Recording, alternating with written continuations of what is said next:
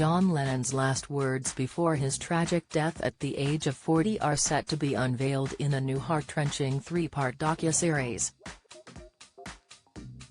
Titled Lennon, Murder Without a Trial, the new Apple TV documentary will take a deep delve into the famous musician's final moments, and will feature real-life accounts from key eyewitnesses including concierge Jay Hastings and taxi driver Richard Peterson.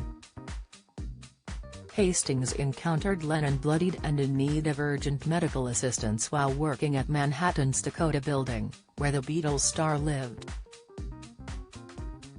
In the documentary, fans will get the opportunity to discover the iconic Beatles singer's final words for the first time while also hearing chilling audio recordings of Lennon's killer Mark Chapman confessing to the cold-blooded murder.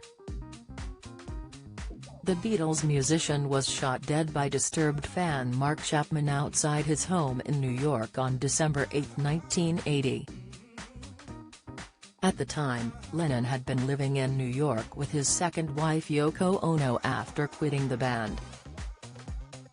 One record hears Chapman harrowingly referencing the Beatles song and say, "All you need is love, have you ever heard that? Well, this is what I say to that, all you need is love and $250 million. He was the biggest, phoniest B-road that ever lived.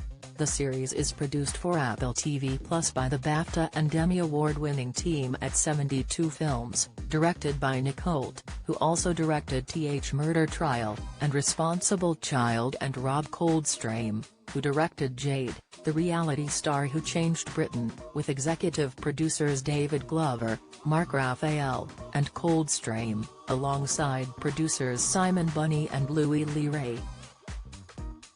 It comes after Sir Paul McCartney revealed he was able to reconcile with the rock icon before he was murdered. Lennon quit the Beatles in 1969, and after McCartney sued his three other bandmates, tensions boiled between the pair. However, the pair eventually reconnected and mended their friendship in the mid-1970s. McCartney admits he would have been haunted by his friend's death if they hadn't shared those moments. He said, "It was super painful, there was a lot of navigation of emotions to be done. In the end it was something I was very glad of, when he got murdered, that I'd had some really good times with him before that happened. It would have been the worst thing in the world had he just been killed and we still had a bad relationship. That would have been a big guilt trip for me.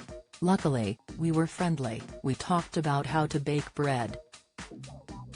Speaking on the A Life in Lyrics podcast, he said, "You've got to remember I sued him in court, I sued his friends from Liverpool, lifelong friends, in court.